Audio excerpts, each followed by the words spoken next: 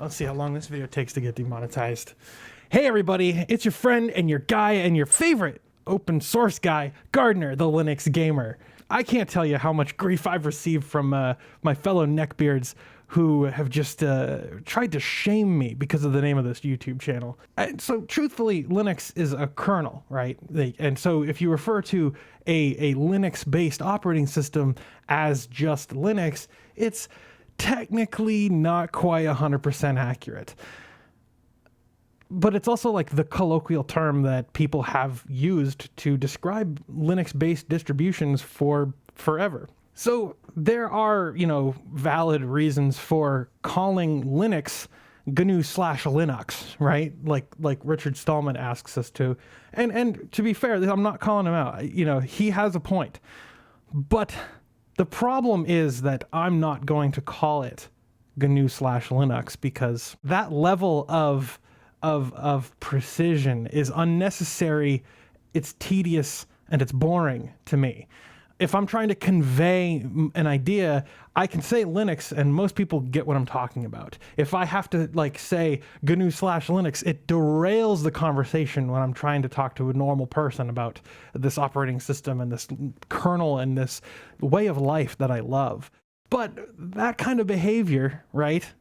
It's off-putting, and it really does push people away. It's manifested as a problem in this community, and it's one that seems to get worse instead of better. People don't like having their language policed, which is what that is. What you're referring to as Linux is in fact GNU/Linux, or as I've taken to calling it, GNU plus Linux. No, sorry, that's unreasonable. And to expect everyone to be 100% accurate with every word they use is wrong. It's not how people are. Normal people don't talk like that.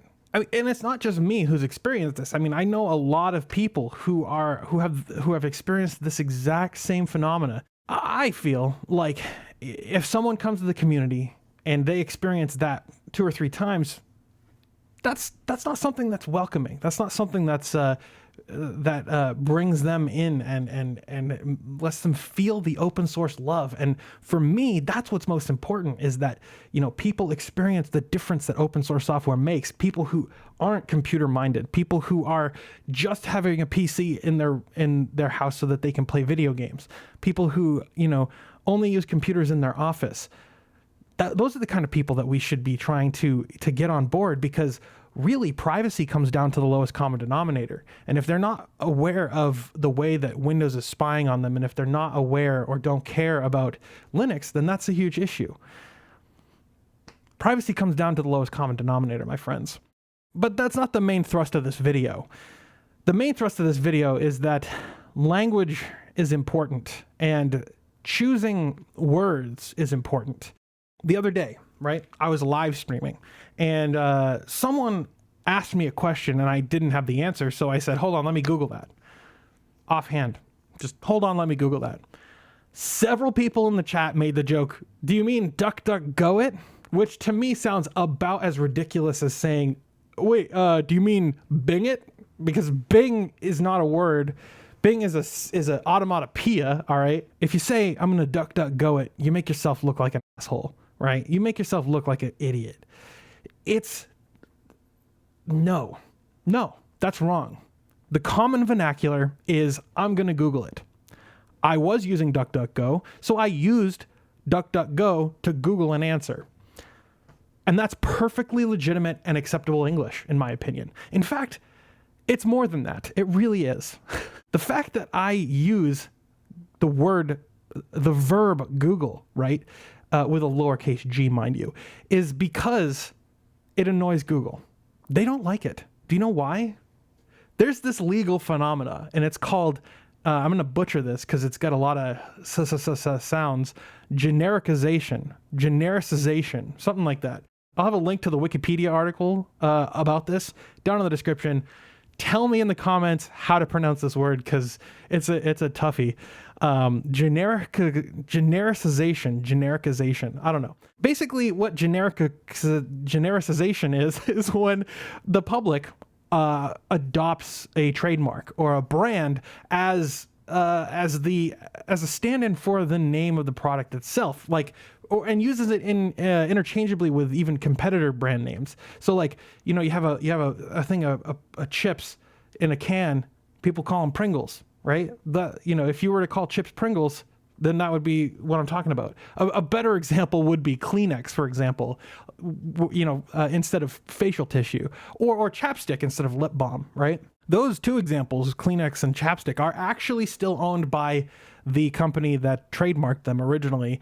But you may not be aware that the word app was a trademarked term that was legally owned by Apple. You might not have known that. That's actually an incredible thing. Now, Apple actually abandoned that trademark, and there are a few others that I found kind of fascinating. But I was looking through this list on Wikipedia, right? And there are a few here that are really awesome, like thermos or trampoline or aspirin or dry ice, right? These terms are actually, they were once trademarked. They were intellectual property of a company, and the use and adoption of those brands as the name of the thing itself meant that they lost the trademark, right? They lost the exclusive right to use that word. I think you know where I'm going with this. Google has made a point with their all-seeing eye to ask, you know, a bunch of publications to not use the term Google as a verb.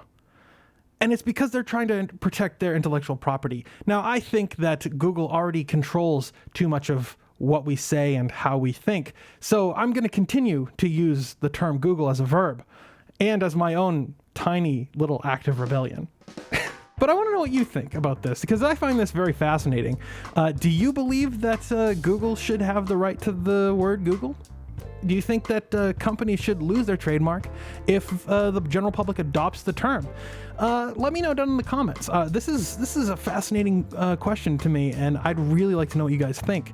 But I think that's going to do it for now. So if you believe in the work that I do, you can support the show with a monthly contribution over on Patreon, or you can pick up a t-shirt. There's a link down in the description. But no matter what you do, whether you hit that like button or share this video with your friends, don't forget to subscribe to see more from me, the Linux Gamer. And thanks for watching.